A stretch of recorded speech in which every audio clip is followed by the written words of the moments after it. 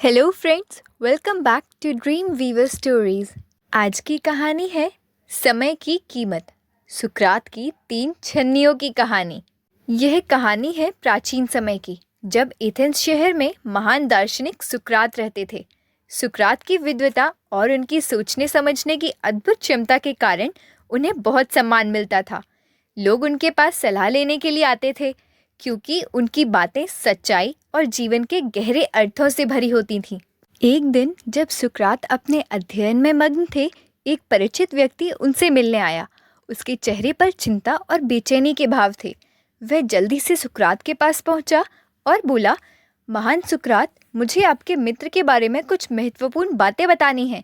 मैंने उसके बारे में कुछ सुना है और मुझे लगा कि आपको यह बात ज़रूर जाननी चाहिए। सुकरात ने उसकी बातों को गंभीरता से सुना, फिर शांत स्वर में बोले, ठहरो, इससे पहले कि तुम कुछ कहो, मैं तुमसे 3 प्रश्न पूछना चाहूँगा। मैं इस प्रक्रिया को 3 छन्नियों का परीक्षण कहता हूँ। यह हमें तय करने में मदद करेगा कि हमें यह जानकारी प्राप्त करनी चाहिए या नहीं। वह व्यक्ति थोड़ा हैरान हुआ, लेकिन सुकरात की प्रतिष्ठा को देखते हुए उससे सहमति में सिर हिलाया। सुकरात ने पहले प्रश्न के साथ शुरुआत की। पहली छन्नी सत्य की है। जो बात तुम मुझे बताने वाले हो, क्या तुम उससे पूर्णतः सत्य मानते हो? क्या तुम दावे से कह सकते हो कि यह जानकारी सत्य है?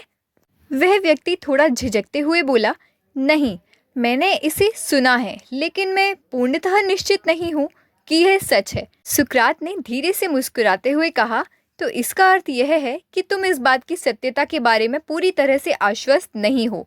चलो कोई बात नहीं, अब हम दूसरी छन्नी का परीक्षण करते हैं। उन्होंने दूसरा प्रश्न पूछा। दूसरी छन्नी अच्छाई की है। जो बात तुम मुझे बताने जा रहे हो, क्या उसमें कोई भलाई या अच्छी बात है? क्या यह बात किसी के हित में है? वह व्यक्ति थोड़ा शर्मिंदा हुआ और धीरे से बोला, नहीं, यह बात कुछ नकारात्मक है, इसमें कुछ भी अच्छा नहीं है। सुकरात ने गंभीर स्वर में कहा, तो यह बात न तो सत्य है और न ही इसमें कोई भलाई है।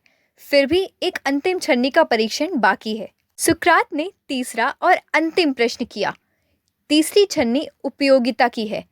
क्या जो बात तुम मुझे बताने जा रहे हो, वह मेरे लिए या किसी और के लिए किसी भी प्रकार से उपयोगी है? क्या इसमें कोई लाभ होने वाला है? वह व्यक्ति अब पूरी तरह से निरुत्तर हो गया और बोला, नहीं, इसमें कोई विशेष लाभ नहीं है। सुकरात ने मुस्कुराते हुए कहा, तो इस बात का न तो कोई सत्य है, न ही इसमें कोई भलाई है और न ही ये मेरे लिए उपयोगी है। तो फिर इसे सुनने में अपना समय क्यों बर्बाद करें? उस व्यक्ति ने अपनी गलती समझी और चुपचाप चला गया। उसने महसूस किया कि सुकरात ने उसे एक महत्वपूर्ण शिक्षा दी है।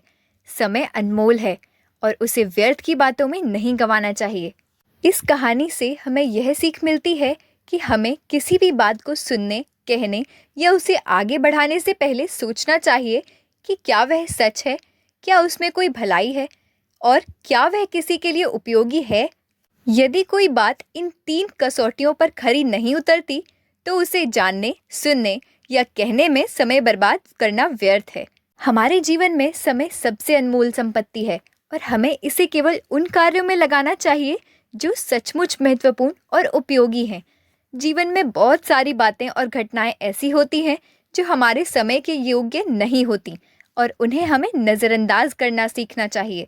सुकरात की यह कहानी हमें सिखाती है कि हमें केवल उन्हीं चीज़ों पर ध्यान देना चाहिए जो सच्ची, भली और उपयोगी हों। यह जीवन को सरल, शांत और अधिक सुखद बनाने का मार्ग है। धन्यवाद।